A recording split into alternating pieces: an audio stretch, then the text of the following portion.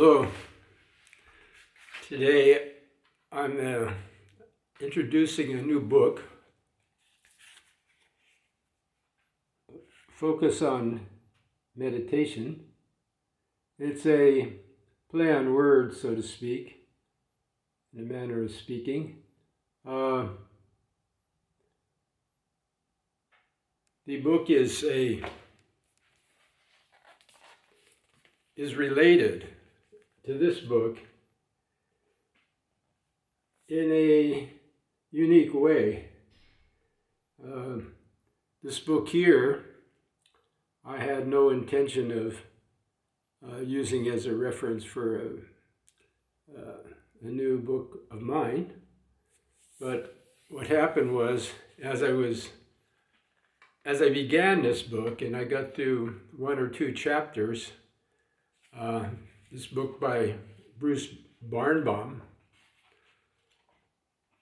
I realized that so much of what he was saying about photography and his philosophy towards photography and taking pictures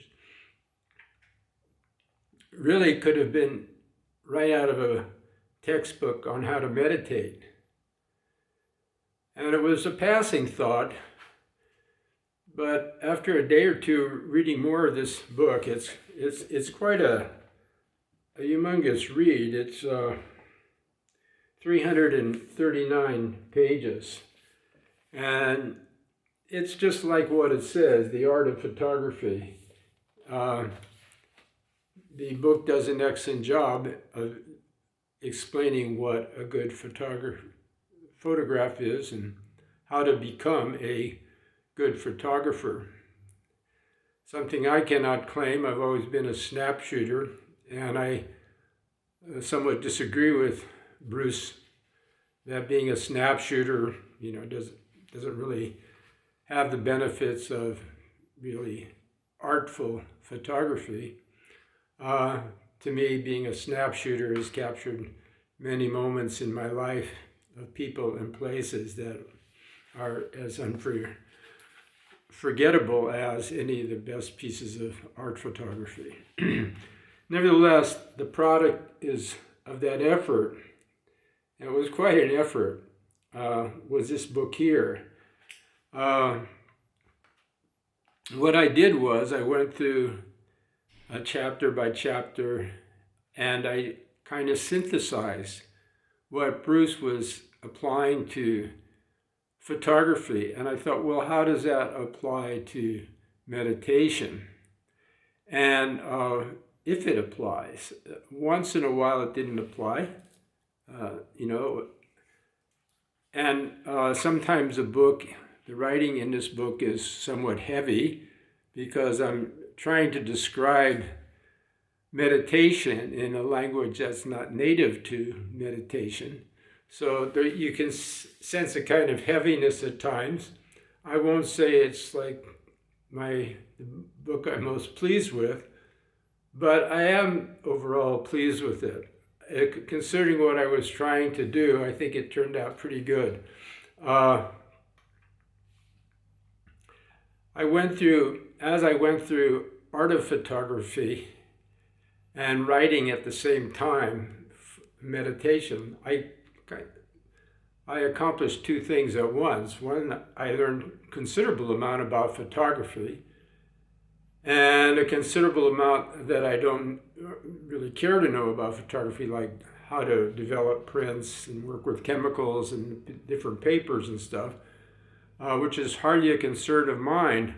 But even in those areas where Bruce is talking about, or Mr. Birnbaum, as he probably would prefer being called by someone that's never met him,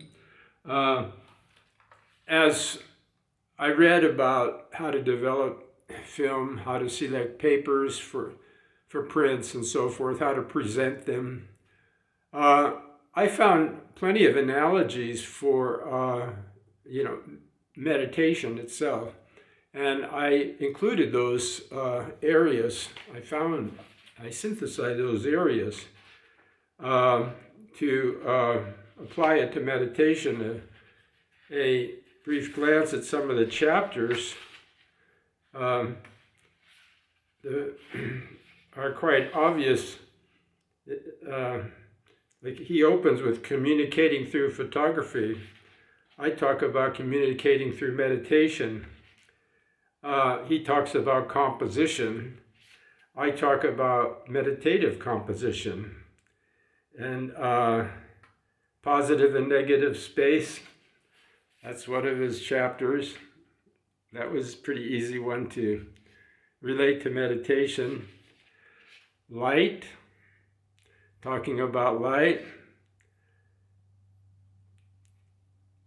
Putting the stamp on your practice was one of the areas he devoted a considerable amount of time to in his own discussion of what it is to be a good photographer. Putting your stamp on your own practice in meditation is essential. You have to develop your own practice. You have to develop a personal practice. So I go into that. Exposure. That got a little heavy, trying to draw analogies between, exposing film and, meditation. But I did a little bit. I talked about cold, neutral, and warm, which has to do with how you expose prints and negatives. And that can have something to do with meditation. Integrating the entire process of exposure is one of the subtitles that I used. And some of these subtitles I took directly from his chapter and subtitle headings.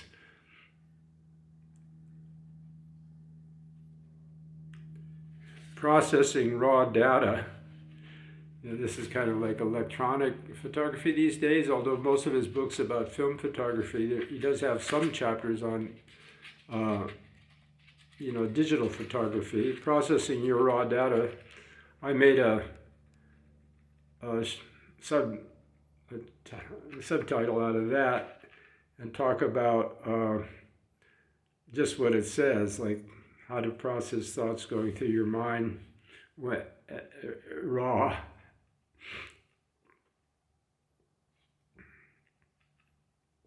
And one of his last chapter is prepare for intuition. I use subtitles very similar to his: obstacles and creativity, imagination and innovation and creativity, success or failure, insight versus intuition. I disagreed with his ideas of what intuition is. From a photographer's point of view, it might have been correct, but it's certainly not from a philosophical point of view. But the rest, with few exceptions, was pretty much easily adapted to a meditation handbook.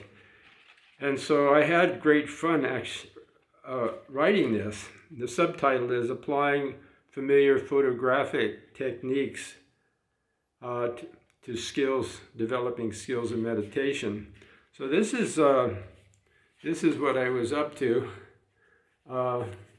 concurrently with writing the book I did called Approaching the Shrangama Sutra, which came a few weeks after this one. This one I haven't spoken about because when I got the very first copies and I reread the early copies of this, I found an enormous amount of typos. So I corrected all of those, and this is the final book. It's available on Amazon for all those interested. All my books are priced at cost. Not a single penny goes to me. So it's available for $4.50 for those who have $4.50 in their pocket that they don't know what to do with. This might be a learning experience to read.